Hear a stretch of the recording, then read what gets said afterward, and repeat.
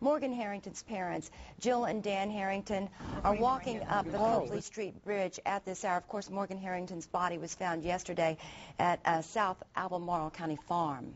We're expecting the Harringtons to make a brief statement and answer a few questions about the situation. Of course, the state medical examiner confirming this morning that the remains found yesterday were those of Morgan Harrington, of course, the farmer at Anchorage Farms yesterday, discovering her body.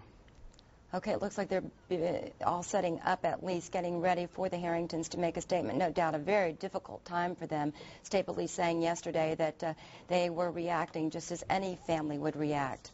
Let's listen in.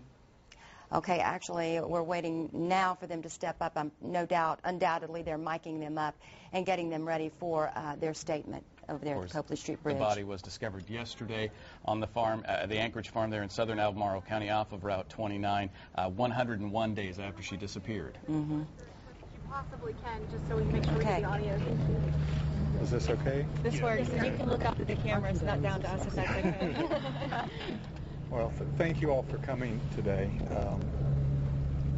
You know, this is not what we had hoped would be the end for Morgan. We were hoping we would find Morgan alive, but at least we now have some peace and we're able to have some closure today.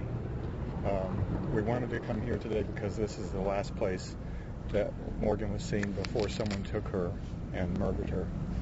And we are very appreciative of law enforcement for all that they have done to work with us and keep us informed and work the case. And we are very appreciative of you all, as well as the people who have been so active on Morgan's webpage and her Facebook, and the citizens of Charlottesville and the University of Virginia and the people of Roanoke and all of Virginia and the country and even all around the world who on a daily basis have given us hope and support during this very, very difficult 100 days of not having our daughter.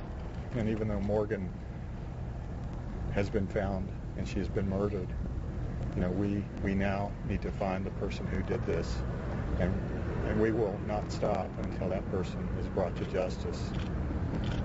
I think one of the important things from my standpoint is that in Morgan's honor, that we need to go forward with Morgan so that we do not let her name and her person and the wonderful person that she was and the work that she did with the Mental Health Association and her life as a young person be forgotten. And as we go forward from here, we need to regroup and figure out how we're going to honor Morgan. Jill, do you want to say something? Thank you all for coming.